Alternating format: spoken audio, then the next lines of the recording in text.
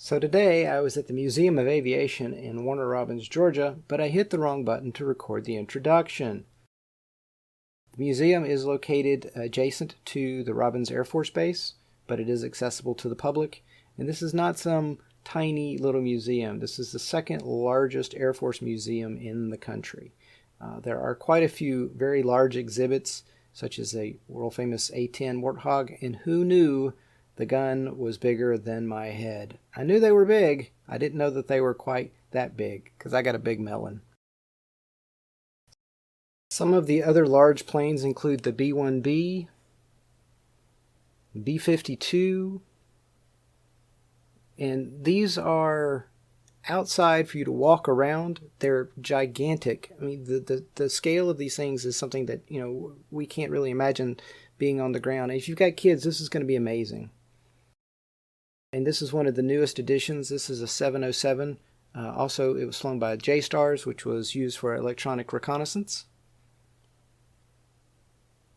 That's an AC-130 gunship. And these are just the planes on the outside. There are small roads that allow you to drive around the campus so you don't have to walk the entire way. Inside the Scott exhibit hangar, you'll find a large display of engines, both from rotary and jet turbine. Inside this facility, they also do live restorations.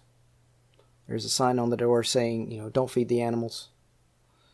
And this was fascinating. I hadn't noticed this before. That is a nuclear bomb. Obviously, it's not live, but the scale of this thing is huge.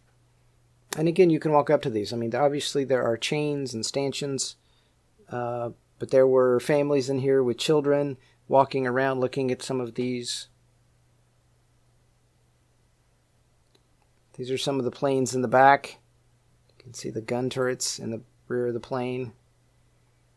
And because these are hangars, it is unpleasant at times in the summer. The Century of Flight hangar.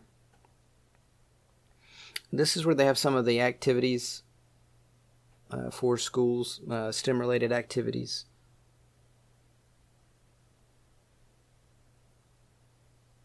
This is another AC-130 gunship, except this time this one is taken apart, so you can see various components of the aircraft, including a cutaway for one of the large guns and one of the Gatling guns. AC-130s are known to create a tornado of death. In the rear of the plane, this is actually a howitzer.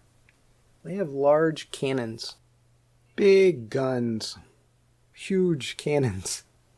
And the pilots control these guns from the cockpit while they're flying so they can adjust for any trajectory changes due to the blasts from the guns.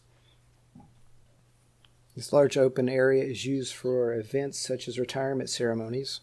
And on the far side, you'll notice that there is a Global Hawk, a U-2, and an SR-71. These are full-size operational planes that were actually flown.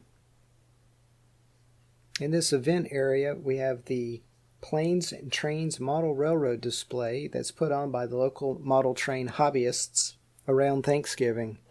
The displays include HO and N-scale, and this is me capturing some of their handiwork and some of the very detailed dioramas. Other activities, there was a STEM activity going on while I was there today.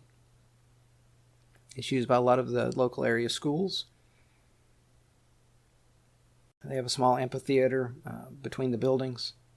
There are 4 buildings. There are several monuments dedicated to all branches of the military.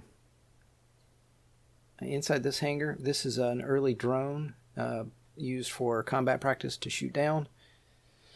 This is another one, and these are the predecessors to some of the drones that we currently have. Inside this facility, they show off support equipment that usually doesn't get a lot of recognition. It's all the pieces and parts that help keep the planes flying, keep the missions running. Unsung heroes. Yes, the Air Force does have and has had helicopters. Also a couple of really funky things that they've got in here. Who knew that you could put rockets or missiles on Cessnas? The same planes that they teach you to fly on at the local airport. So this is a picture of the campus. There are over 20 planes outdoors. There's 4 buildings. And you can check out their website at museumofaviation.org.